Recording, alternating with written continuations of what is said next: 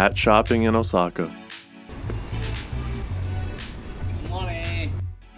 This is one of my early memories. I'd only been here for a few days, and I remember being excited to buy a hat because the sun was literally burning my face.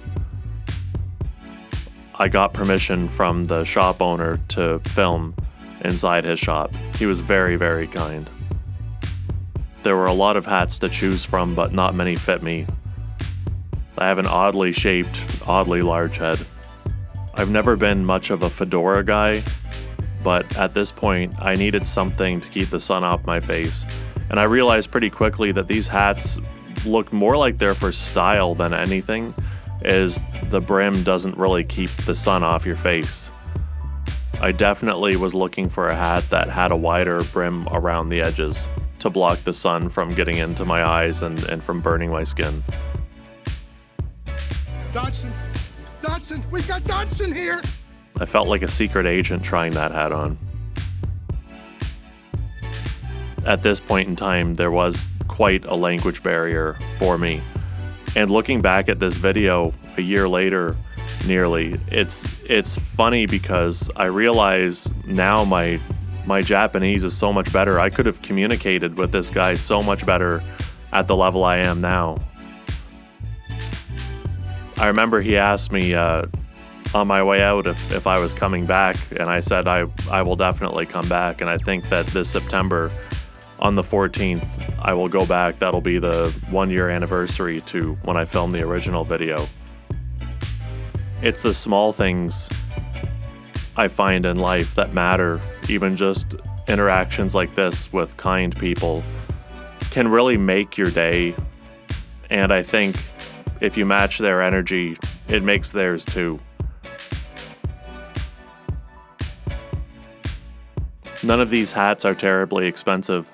I think even on the upper end, they were around 30 Canadian dollars, maybe about 23 to 24 US dollars. Some of these hats just did not look right on me. I don't know what that was. But I spotted these black felt hats, and it felt like it was more my style. I think he was concerned that it was going to be too hot for me in the sun, but my main issue is just keeping the sun off my face at this point. My wife was also looking for a hat, but she's not as picky as me, so she ended up just buying one of the regular boonie hats, I guess you call them. That's actually a nice purple Adidas hat right there. I don't think I noticed it when I was standing there in person, sadly. It feels like being in one of those early morning TV shows as like a child, like Postman Pat, and the postman comes in and he's giving the mail to the shop owner, and it just, I don't know, the experience is so wholesome in the moment. I don't like to use the word wholesome. I feel like it's overused these days, but it did feel very wholesome when he came in and gave him his mail. The experience here in Osaka is truly something else. People are so warm and kind here, and they have a routine. And I think that's important in life, is to have a routine, a daily routine, something you can count on. It gives you a sense of security, a stable sense of self.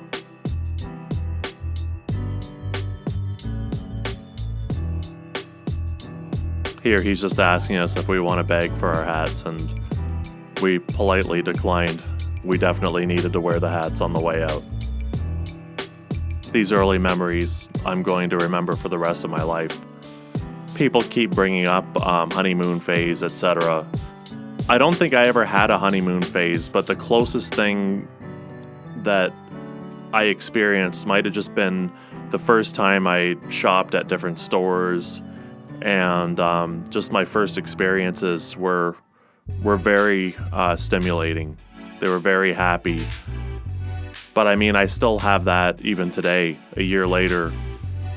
I really enjoy just daily life here, and the predictability of of how things are going to go when I go into a store, or when I go into the 7-Eleven that's around the corner from my house. They greet me the same way every day. It's sort of evolved over the past year. Now we're a little bit more familiar, I guess you could say. I'm a little bit more familiar with the staff, and, you know, there's a bit of nuance in the way we interact now compared to when I first moved here. But the routine, the daily routine is something I can sense that Japanese people really prioritize. If you have a dream, I hope that you can make it come true. You don't always have to die to go to heaven.